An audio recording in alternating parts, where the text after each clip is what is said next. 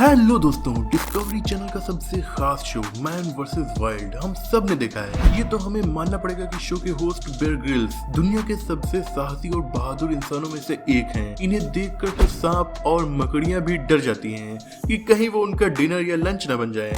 सिर्फ शिकार ही नहीं, इन्होंने दुनिया के सबसे खतरनाक और जानलेवा एडवेंचर्स का भी सामना किया है और इस पृथ्वी में खतरनाक चीजों की कोई कमी नहीं है। और बेयर ग्रिल्स तो है ही खतरों के खिलाड़ी, लेकिन सिर्फ यही एडवेंचर्स का अंत नहीं है। इस पृथ्वी पर और भी खतरनाक चीजों की जरा भी कमी नहीं है और हम इंसान तो हैं ही खतरों के खिलाड़ी। इसीलिए आज के वीडियो में मैं आपको 10 ऐसे खौफनाक एडवेंचर्स के बारे में बताने वाला हूँ जिन्हें करने से पहले भालू के दोस्त और सांपों के दुश्मन बेयर ग्रिल्स भी 10 बार सोचेंगे।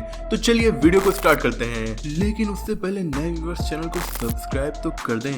Number 10, base jumping mount Everest. Mount Everest धरती की सबसे ऊंची जगह है। आपको ये जानकर हैरानी होगी कि बेयर ग्रिल्स ने सिर्फ और सिर्फ 23 साल की उम्र में माउंट एवरेस्ट जैसे ऊंचे माउंटेन के पीक तक चढ़ाई कर ली थी। शायद आप हैरान ना भी हो, क्योंकि इससे भी कम उम्र में लोगों ने ये जीत हासिल की है। लेकिन माउंट एवरेस्ट पर चढ़ने के बाद उतनी ऊंचाई से जंप करना, ऐसा करने का तो बेयर ग्रिल्स या फिर किसी ने भी ट्राई नहीं किया होगा। लेकिन एक इंसान ने सिर्फ सोचा नहीं बल्कि करके भी दिखाया। वेलेरी रोजोव नाम के एक फेमस रशियन बेस जंपर ने माउंट एवरेस्ट के नॉर्दर्न पीक द चैंगस्टे से छलांग लगाई थी। Red bulls gives you wings को उन्होंने कुछ ज्यादा ही सीरियसली ले लिया था। इसीलिए वेलेरी ने रेड बुल का एक स्पेशली डिजाइन विंग सूट पहनकर 23,690 फीट की ऊंचाई से जंप कर दी और वर्ल्ड रिकॉर्ड बना दिया। सबसे मजेदार फैक्ट ये कि विंग सूट, सेफ्टी गियर्स और काफी सारा क्रेज, इन तीनों चीजों के अलावा भी माउंट एवरेस्ट से बेस जंपिंग करने के लिए आपको चाइनीज गवर्नमेंट से परमिशन लेनी पड़ेगी, क्योंकि माउंट एवरेस्ट से जंप करना तो फिर भी ठीक है, लेकिन चाइनीज एयर स्पेस को वायलेट करना, भाई ये रिस्क तो बिल्कुल नहीं उठाना चाहिए। Number 9, Antarctica solo trip. बर्फ के चादर से ढकी हुई अंटार्कटिका दुनिया की सबसे खतरनाक और निर्जन कॉन्टिनेंट है। यहाँ पर इंसान नहीं रहते और इंसान अंटार्कटिका पर रहना चाहते भी नहीं, बल्कि मंगल पर बसने की तैयारी कर रहे हैं। तो ऐसी जगह पर एक्सपेडिशन करना कोई मामूली बात नहीं है। 1911 में बड़ी मुश्किलों का सामना करके पहली बार इंसान साउथ पोल तक ट्रेवल कर पाए। बहुत सालों के बाद इस मुकाम को हमारे बहादुर बेयर ग्रिल्स ने भी हासिल किया था, लेकिन उनके पास अपनी पूरी टीम और सप्लाईज की कोई भी कमी नहीं थी। इसका ये मतलब नहीं कि उनको कोई परेशानी नहीं हुई, बट आप इमेजिन कीजिए कि क्या कोई इंसान पूरे कॉन्टिनेंट को अकेले क्रॉस कर सकता है। इम्पॉसिबल तो है, लेकिन लोगों ने फिर भी करके दिखाया। 3 नवंबर 2018 में अंटार्कटिका के रॉन आइस शेल्फ से कोलिनो ब्रेडी और लुई रुड ने अलग अलग पॉइंट से अपनी जर्नी को स्टार्ट किया।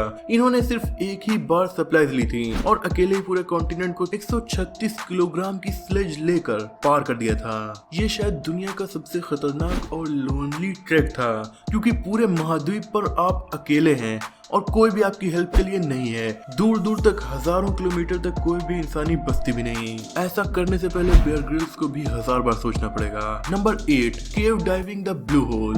दुनिया में काफी लोग अंडर वाटर डाइविंग करते हैं। फैमिली के साथ आइलैंड ट्रिप्स के दौरान शायद आपने भी किया होगा, लेकिन अंडर वाटर केव डाइविंग ये मामला थोड़ा खतरनाक है। ऊपर से अगर ये दुनिया का सबसे डेडली अंडर वाटर केव हो तो अच्छे खासे एक्सपीरियंस्ड डाइवर भी यहाँ जाने से कतराएंगे। इस डेडली अंडर वाटर केव का नाम है द ब्लू होल। ये कोई मामूली ब्लू होल नहीं है, ये दुनिया का सबसे फैटल डाइव स्पॉट है।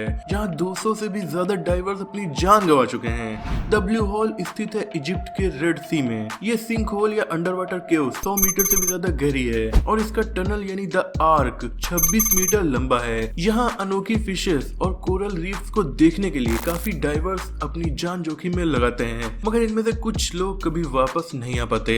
Number 7, free solo climbing. Ice climbing से ज्यादा कॉमन है रॉक क्लाइंबिंग, क्योंकि कहीं ना कहीं रॉक क्लाइंबिंग में जोखिम और तकलीफ थोड़ी कम होती है। लेकिन ये बात डिपेंड करती है कि आप कौन सी रॉक क्लाइंबिंग कर रहे हो और कैसे कर रहे हो। लोग रॉक क्लाइंबिंग करने के लिए रोप्स और सेफ्टी गियर्स का इस्तेमाल करते हैं। इसके बावजूद भी ये काफी रिस्की काम है। लेकिन जब फ्री सोलो क्लाइंबिंग का कॉन्सेप्ट आया तब रॉक क्लाइंबिंग से भी कई गुना खतरनाक हो गया, क्योंकि फ्री क्लाइंबिंग में इंसान कोई भी रोप या फिर सेफ्टी सेफ्टी गियर्स का इस्तेमाल नहीं करते, बल्कि वो बिना किसी चीज के अपने हाथों से रॉक क्लाइंबिंग करते हैं और इसे ही नाम दिया गया है फ्री सोलो क्लाइंबिंग। अगर कोई फ्री सोलो क्लाइंबिंग करने में सफल हो गया तो वो स्पाइडरमैन से कम थोड़ी ना है। ऐसे एक रियल लाइफ स्पाइडरमैन है एलेक्स हॉनोल्ड। साल 2017 में इन्होंने दुनिया की सबसे इम्पॉसिबल रॉक क्लाइंबिंग अपने हाथों से करके दिखाई थी। इस रॉक का नाम है L capita.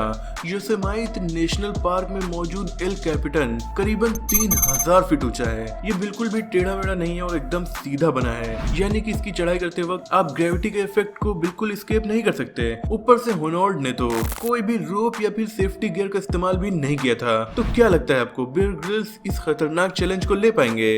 Number 6, ice climbing wolverine. TV पर हमने बियर ग्रिल्स को काफी खतरनाक टेरेंस पर क्लाइंब करते हुए देखा है, लेकिन ये वाली क्लाइंबिंग करने से पहले बियर ग्रिल्स 10 बार तो सोचेंगे ही। मैं बात कर रहा हूँ हेल्मकेन फॉल्स क्लाइंबिंग की। कनाडा का चौथा सबसे ऊंचा वाटरफॉल हेल्मकेन 463 फीट ऊंचा है। गर्मियों में तो ये दूसरी साधारण वाटरफॉल्स की तरह खूबसूरत दिखाई देता है, लेकिन जब कनाडा की जमा देने वाली ठंडक आती है तब ये बन जाता है बर्फ का ढेर और फिर झरने की खूबसूरत पानी की धारें किसी चाकू से कम नहीं रहती और फ्रीजिंग टेम्परेचर्स, ऊपर से इतनी ऊंचाई, सुनने में कितना इंटरेस्टिंग है ना। तो फिर सोचो क्लाइंबिंग करने में कितना मजा आएगा।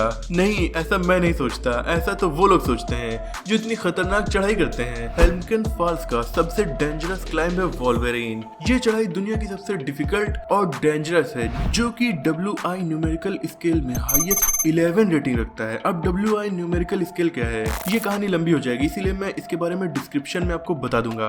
तो इसमें एरेटेड स्प्रे आइस की भी क्लाइंबिंग इन्वॉल्व है, लेकिन फरवरी 2012 में क्लेमेन प्रेमल और टिम एमेट नाम के 2 लोगों ने आखिरकार इस नामुमकिन एडवेंचर को भी पूरा कर लिया। ये दुनिया के पहले क्लाइंबर्स हैं जिन्होंने वॉल्वरीन को सक्सेसफुली क्लाइंब करके दिखाया। इन लोगों के साथ को मेरा सैल्यूट है। Number 5, English channel kayaking. Kayaking ये देखने में काफी इंटरेस्टिंग वाटर एडवेंचर लगता है। ये अपने आप में थ्रिलिंग भी है और डेंजरस भी, लेकिन इंग्लिश चैनल के ऊपर कायाकिंग करने का एक अलग ही रोमांच है। कायाकिंग करते हुए यूनाइटेड किंगडम से यूरोपियन मेनलैंड तक पहुंचना एक तरफ और वहीं दूसरी तरफ 6 घंटों की लंबी क्रॉसिंग, ये एक्सपीरियंस लोगों को जिंदगी भर याद रहता है। ये क्रॉसिंग काफी डेंजरस है क्योंकि इंग्लिश चैनल एक ओपन वाटर चैनल है और दुनिया का सबसे बिजी शिपिंग लेन भी है, इसलिए महीनों की ट्रेनिंग और सपोर्ट क्राफ्ट के बिना इस कायाकिंग जर्नी पर निकलना थ्रिल नहीं बल्कि बहुत बड़ी बेवकूफी साबित होगी। Number 4, shark diving without a cage. Shark से मिलने जाना और अपनी मौत को खुद दस्तक देना, इन 2 बातों में ज्यादा फर्क नहीं है, क्योंकि एक बार कोई इंसान शार्क के जबड़े में फंस गया तो फिर वो गया।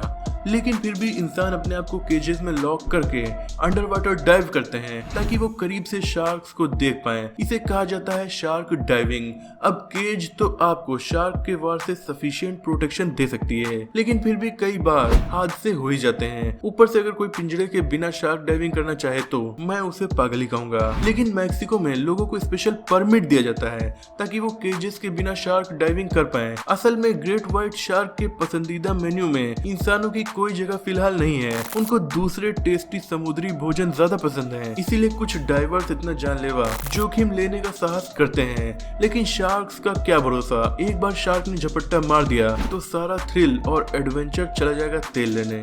Number 3, wing walking. जब कोई एडवेंचर फ्रीक बंजी जंपिंग या फिर स्काई डाइविंग जैसे एडवेंचर से उब जाता है तो वो क्या करता है, वो करता है विंग वॉकिंग। विंग वॉकिंग एक ऐसी चीज है जो एक्सट्रीम एयर एडवेंचर स्पोर्ट्स के लोगों को अलग लेवल की ऊंचाई पर ले जाती है। इसका नाम और काम एक ही है, लोग लिटरली हवा में तेज गति से चलते हुए किसी एरोप्लेन के विंग के ऊपर वॉक करते हैं। जी हाँ, एक एरोप्लेन हवा में उड़ रहा है और आप उसके पंख पर चल रहे हैं। जेट्स में तो ये पॉसिबल नहीं है, लेकिन ओल्ड फैशन्ड बाईप्लेन्स इस जोखिम भरे एडवेंचर के लिए बिल्कुल परफेक्ट हैं। बाईप्लेन्स के विंग से विंग वॉकर का पैर बांध दिया जाता है और फिर शुरू होता है एडवेंचर का सिलसिला। कुछ लोग तो विंग वॉक करते हुए एक प्लेन को क्रॉस करके दूसरे प्लेन तक भी गए हैं। अब आप इन लोगों को साहसी बुलाएंगे या फिर बेवकूफ? कमेंट सेक्शन में मैं आपके जवाबों का इंतजार कर रहा हूँ। लेकिन इससे पहले आप एक और घटना सुन लीजिए। साल 2018 में जॉन जेम्स मैकमुरे नाम के एक पॉपुलर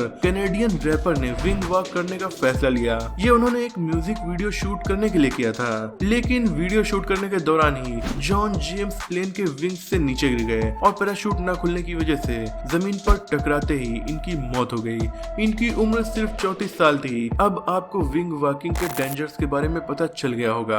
नंबर 2, बुल रेसिंग। जिंदगी न मिलेगी दोबारा इस ब्लॉकबस्टर मूवी में एक सीन है जहां बॉलीवुड स्टार्स ऋतिक रोशन, फरहान अख्तर और अभय देओल अपनी जान की बाजी लगाकर जिंदगी का मजा ले रहे थे, वो भी कैसे, बुल्स के साथ रेस लगा के। ये सीन बॉलीवुड के मेमोरेबल और आइकॉनिक सीन्स में से एक है। खैर उस मूवी सीन में तो सीजीआई द्वारा इफेक्ट क्रिएट करके फेक बुल्स थे, लेकिन रियल लाइफ में लोग असली बुल्स के साथ रेस लगाते हैं। स्पेन के पैम्पलोना सिटी में हर साल सैन फर्मिन फेस्टिवल मनाया जाता है। इस फेस्टिवल का सबसे खास आकर्षण है बुल रेसिंग। इस रेस में पार्टिसिपेट करने के लिए आपकी एज 18 साल या फिर उससे ऊपर होनी चाहिए। 6 बुल और 2 ऑक्सन, इनको सिटी में खुला छोड़ दिया जाता है, वो भी हजारों लोगों के पीछे। 24 किलोमीटर पर आवर की तेजी से दौड़ने वाले ये भारी भरकम बीस्ट अगर आपका पीछा करेंगे तो आपको जान बचाकर भागने के सिवाय कुछ भी नहीं दिखाई देगा। ये इतना ज्यादा खतरनाक होता है कि 1910 से लेकर आज तक इस इवेंट में कुल मिलाकर 15 लोगों की मौत भी हो चुकी है और इंजरीज की गिनती तो इससे काफी ज्यादा है। लेकिन हैरानी की बात यह है कि इस रेसिंग इवेंट में बुल्स के अटैक से ज्यादा लोग एक दूसरे से टकरा कर इंजर्ड हो जाते हैं। हर साल हजारों की तादाद में टूरिस्ट इस इवेंट का लुत्फ उठाने के लिए स्पेन जाते हैं। अब ये तो उनकी मर्जी है कि उन्हें रेस में दौड़ना है या इसे दूर से देखना है। और रही बात बेयर ग्रिल्स की, तो उन्होंने तो एक बार अकेले ही जंगली पिग को टपका दिया था, जबकि वो इतना खतरनाक जानवर होता है कि शेर भी उससे उलझना नहीं चाहते। तो ये बुल रेसिंग अगर करेंगे तो रोमांच काफी ज्यादा बढ़ जाएगा। और दोस्तों नंबर 1 पर जाने से पहले एक बार चैनल को सब्सक्राइब कर दिए, वीडियो को लाइक जरूर कर दीजिएगा। तो फैक्ट नंबर 1, वोल्केनो सर्फिंग। आपने सी सर्फिंग के बारे में तो जरूर सुना होगा। सुनना क्या है, हम तो टीवी पर रोज ये देखते भी हैं और लोग काफी मजे से सी में सर्फ कर रहे होते हैं। लेकिन मैं दावा कर सकता हूँ कि आपने कभी वोल्केनो सर्फिंग के बारे में नहीं सुना होगा। क्यों चौंक गए ना? क्या इसका ये मतलब है कि लोग पानी के बजाय उबलते हुए लावा के ऊपर सर्फिंग करते हैं? और ऐसा करना कितना ज्यादा खतरनाक हो सकता है? वेल ये इतना खतरनाक है कि एक भी भूल चूक आपकी जान ले सकती है। निकारागुआ में स्थित सेर्रो नेग्रो वोल्केनो इसी जानलेवा और खतरनाक एडवेंचर स्पोर्ट के लिए पूरी दुनिया में मशहूर है। सेर्रो नेग्रो एक ऐसा सक्रिय ज्वालामुखी है जो कंपैरेटिवली बहुत ज्यादा नया है। नए से मतलब कितना नया? असल में सेर्रो नेग्रो वोल्केनो सिर्फ 160 साल पहले ही पैदा हुआ था। इसका मतलब इस वोल्केनो को पूरी तरह से शांत होने के लिए अभी बहुत ज्यादा टाइम नहीं मिल पाया है। इस वोल्केनो का ऊपरी हिस्सा काफी सारे छोटे छोटे वोल्केनिक रॉक से बना हुआ है और अगर आप इसे ध्यान से देखते हैं तो आपको ये एक कर्व्ड स्केटिंग रैंप जैसा दिखेगा, जैसे कि स्केट पार्क्स में देखने को मिलता है। लेकिन एक एक्टिव ज्वालामुखी में कौन स्केटिंग रैंप इमेजिन करना चाहेगा?